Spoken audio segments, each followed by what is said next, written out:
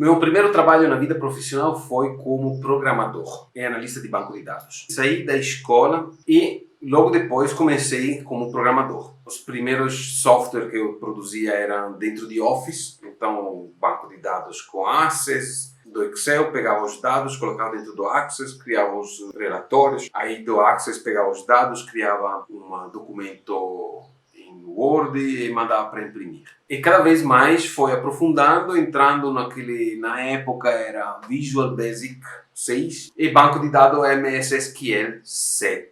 Toda a parte de análise do banco de dados, como colocar os dados, criar as tabelas e tudo. O trabalho era personalizações em programas de contabilidade. Então, coisas que você não pode errar muito porque uma pequena vírgula fora do lugar leva a um balancete no final do ano com um valor completamente diferente. O foco era em criar a tabela, criar a máscara para o usuário, criar todas as funcionalidades para salvar os dados, resgatar os dados, modificar os dados, um monte de outras coisas que o cliente queria e entregar o software a tempo ou melhor, antes do prazo indicado. Lembro que foram uns 5, 6 anos de trabalho muito legais, aprendi muitas coisas e quando foi a hora de me desligar, que eu pedi para sair, ao invés que um mês, o meu chefe, o meu responsável, pediu para eu ficar lá mais 4 ou 5 meses para poder repassar tudo que eu conhecia às outras pessoas, todos os trabalhos e tudo.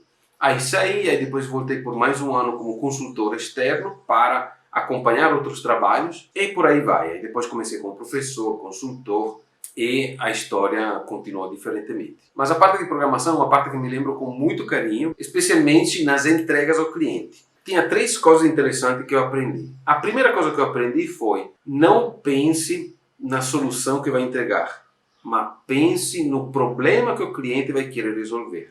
Ou seja, o cliente está com um problema de produtos no armazém, produto na praça, era uma multinacional, está com um problema de um produto na praça e ela quer saber quantos produtos estão lá. Então vai dentro do armazém, verifica quanto foi produzido, conecta com os dados da produção e tudo, né? E tem um resultado de quantos produtos. Mas a pergunta é quando ele tiver esses dados, vai querer o quê como relatório? Então a ideia era já prever as necessidades que podiam surgir depois de ter entregue o produto e já predispor o produto para fazer do jeito que quando ele pedir alguma coisa eu não precise de fazer retrabalho para entregar aquela funcionalidade a mais. A segunda coisa foi que programadores têm uma linguagem completamente diferente dos clientes. Apesar de falar o mesmo idioma, a linguagem do programador e a ideia técnica, a caixinha muitas vezes quadrada onde o programador coloca as coisas e faz o negócio acontecer, é diferente das coisas que o cliente muitas vezes pede. E ao longo do tempo eu fui trabalhar uma linguagem, uma série de coisas que me ajudaram a comunicar com o cliente leigo para fazer do jeito que ele entenda e que eu saiba o que entregar para ele. Um exemplo foi uma empresa de polímeros que produz aquele plástico que está nos carros.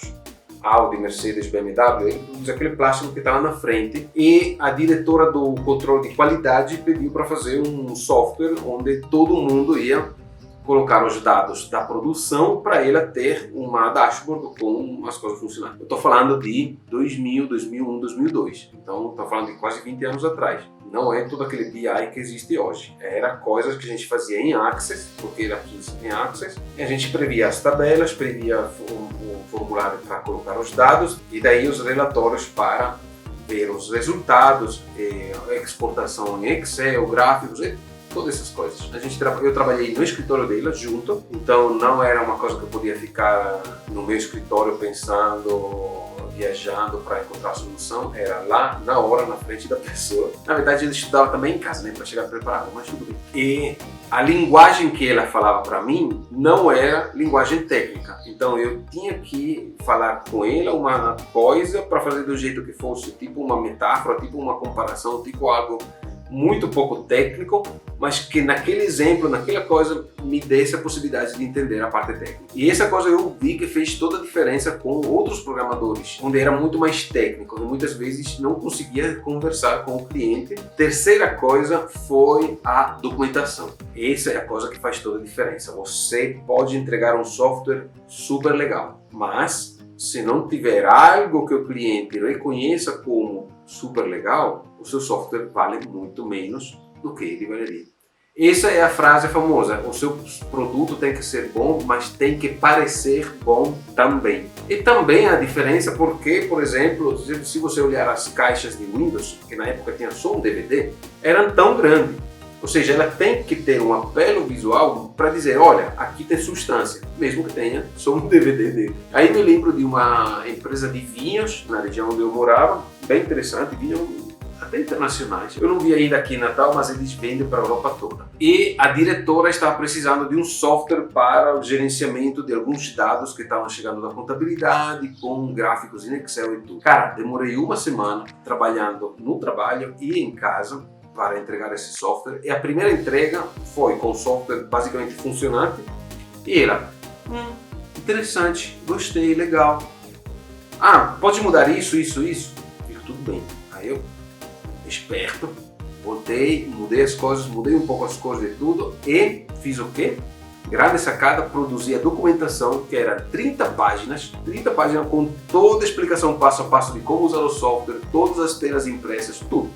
Coisa que para mim, programador, não precisa, porque eu vejo um software e entendo como funciona. Mas para a pessoa, fez toda a diferença. E aí, quando eu entreguei o software, ele olhou e falou, nossa, agora o software melhorou bastante. Agora sim que você está fazendo uma entrega muito boa.